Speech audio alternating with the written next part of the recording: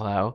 And there was a voice on the other end of that phone call, and it said, if you move forward with your story, watch your back. And it clicked, and I hung up. Welcome back to another unimportant news video, and today we got to talk about a trans girl outs Senator Lindsey Graham. Now, Senator Lindsey Graham just passed not too long ago, and there's always been rumors about like what's been going on with him. I don't think he was ever married, ever really had a girlfriend or anything like that, but he was very religious and was always going on these tangents. And so apparently he was out doing things that were against what he preached to the public. An interesting story about one of your clients. Yeah, no, it's been an interesting couple weeks for sure. Tell me your story. So I'll let you tell it. one of my clients was Senator Lindsey Graham in 2015. That was when I met him. And Senator Lindsey Graham was a senator in what state? I believe it was South Carolina. Yeah, South Carolina senator, and he was staunchly conservative. And So that was almost 11 years ago. So this isn't something that was like new. This is something that's probably been going on for at least a decade, probably even longer. Republican, not that it, but he was conservative, and I didn't know who he was at the time. So in 2015, it was the first time that I had ever visited Washington, D.C. And I posted my ads, I traveled, and I get to Washington, D.C., and he must have been like maybe the second or third person that I saw in D.C. And Which means, and keep in mind, Lindsey Graham is an older guy. Like, how is he seeing these ads? Is he like on the websites himself? Is he using other people to be on these websites and procure these? I don't even want to say women, like, trans women, whatever, procure them? Like, how exactly is he going about seeing these ads? Because I'm on the internet all the time. I've never seen ads like these. we made arrangements, and everything was fine. Nothing really raised a red flag. I like when things just seem normal and routine, like you don't really think much about it. So, and that's exactly what it was with him. So he came over to the hotel, and we met, and we had our moment together, and he left and went about his merry way. And I didn't really think much of it up until I started to head towards New York City, and I was with another girlfriend at the time, and we went out to dinner, and at the restaurant we were at, there were TVs mounted on the ceiling, and I look over and I look, and there's CNN on, and there's Senator Lindsey Graham on the TV, and I was like, I know you, because I had just seen him the week before. And Which is also crazy too, because think about it like this. How can you be such a public figure, go out, rail against people like this, and then at the same time be basically closeted? It- Like, you would think that they would know that these people see them. And then also, did she sign an NDA? Like, I don't understand like the logic of a public figure when it comes to doing these nefarious activities, because think about it like this. There are so many eyes, there's so many, friends and family that they could tell, etc., that it would just seem like something that you would just want to stay away from, and you would just want to stay on the straight and narrow. I still didn't think much of it. I didn't really pay it too much mind, because like I've seen high profile people in the past. And so I'm like, okay, this guy's just like, he's running for president. Yeah, it's news, but it's like, I've always been the type of provider to really respect and uphold discretion, and like keeping my business pretty professional. So I just kind of like let it lie when that happened. But then as time continued to go on, you start to hear more and more rhetoric from this person about how He's just so anti-LGBT. He's pushing for all this anti-LGBT legislation, and like he's a big reason why those North Carolina bathroom laws were being pushed so many years ago. So, and it's still an issue to this day. So for 5 years, basically watching this person just kind of doing whatever he was doing, it really just didn't sit well with me. And there were a few times where I would just Now that's kind of crazy. So for 5 years, that's how you know that these politicians, these cults, and other things is going on, deep state, all the things.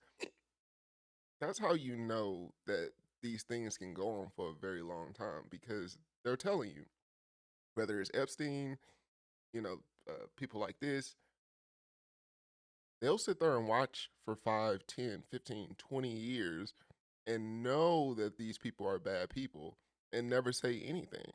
Why is that? I mean, obviously, she says she cares about discretion, but at the end of the day, we're talking about the American population. There's only 100 senators. At a minimum, this makes this dude easy to compromise. would just take to Facebook or social media and I would just reshare an article and I would drop subliminal hints like hypocrite motherfucker, and like I just like say shit like that. And then there was a couple times where I actually did say like I actually saw this person as a client and like this is fucked up, and it would get like 50 likes from my friends and family. So, but like nobody ever like actually sat and listened to it and took it seriously. And so this is like, I brought it up, like I must have brought it up at least like 5 other times over the course of so many years. And then in 2020 was when I really tried to take it there and tried to speak up about it.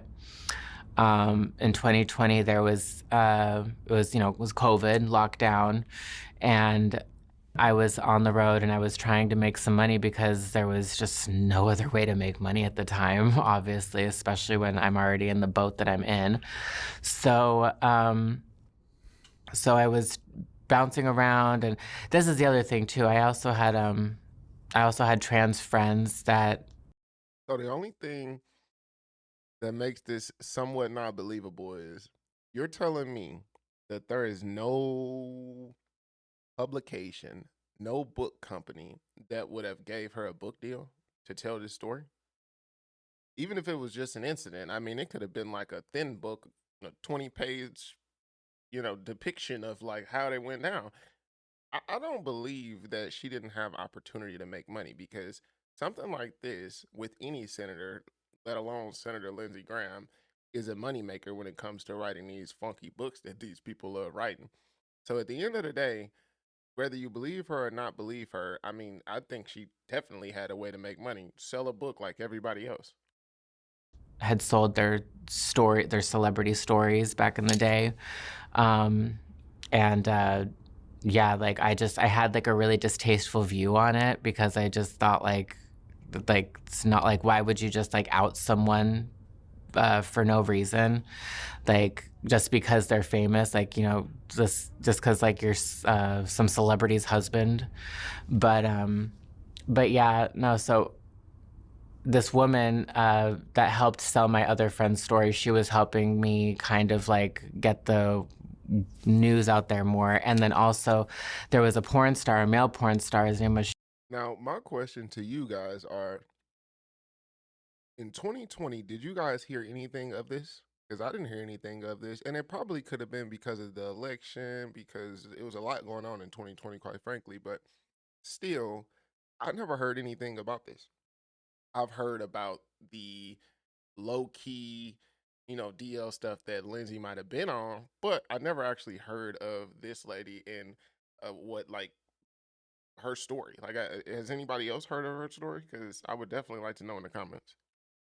Sean Harding on Twitter, and he was talking quite a bit about Senator Lindsey Graham, about how he was hiring a bunch of male escorts, and that is true. Like he had likes, Senator Lindsey Graham, and those likes were like vast in theory, but also at the end of the day, I think like I think the late senator just had an affection for being a bottom, so that's just kind of what he liked. Super interesting that he's so down on the whole.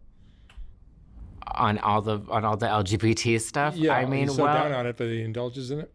Well, I mean, I can't help but, like, I've said this already once before, but I can't help but feel like a little bit of empathy because, like, I can't imagine what it must feel like to suppress your truth so severely to the point where you're just appeasing other people, like how I don't feel bad for that dude at all. I think he's a psychopath, and anybody else that's doing that is a psychopath too, because A, you're putting the people around you in danger, and B, again, you being a senator, you're putting the country in danger. depressing. That's So, that's what you do with your life. well, that's what he was doing with his life. I don't do that. I live in my. No, I I'm live. saying that's what he did with. I live in the light, and so I don't relate to that, and so it sounds like a living hell. So, but yeah.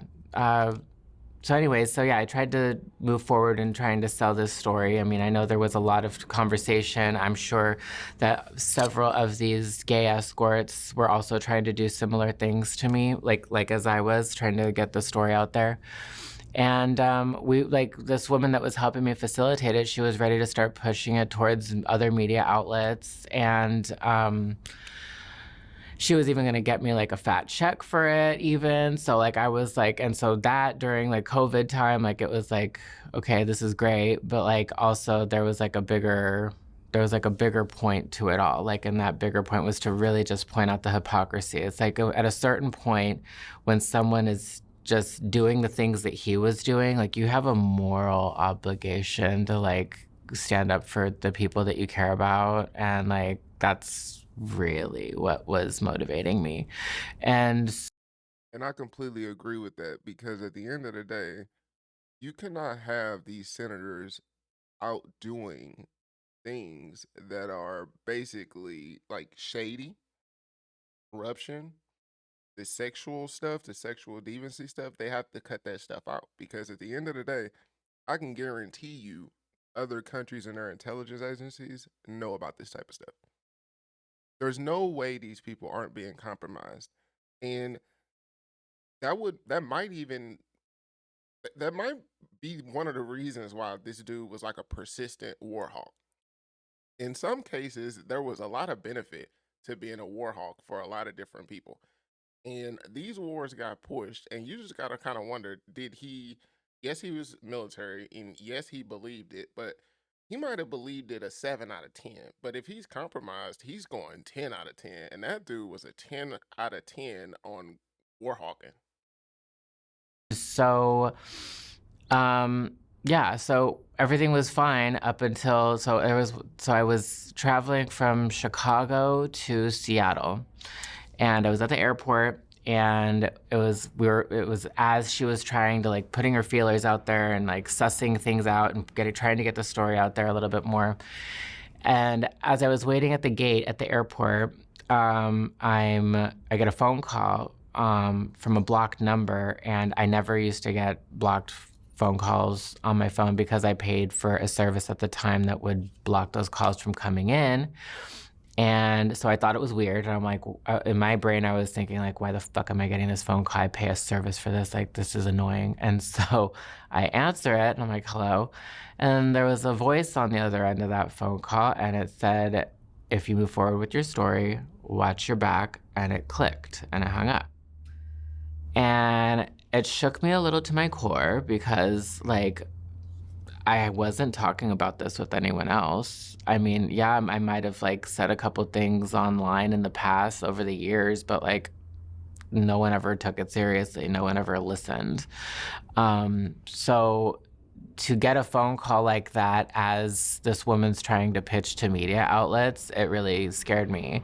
And, I have family. I have a younger brother. Like at the time, my younger brother was 10.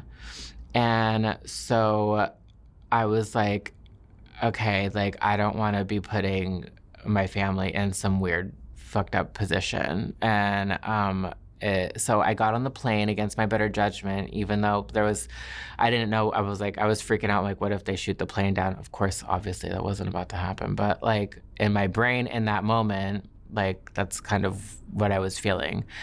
And then I get to Seattle. I took my ads down. I went in the room. I locked my door, and I stayed in the hotel room for 3 days straight. And I did not see anyone that I did not know.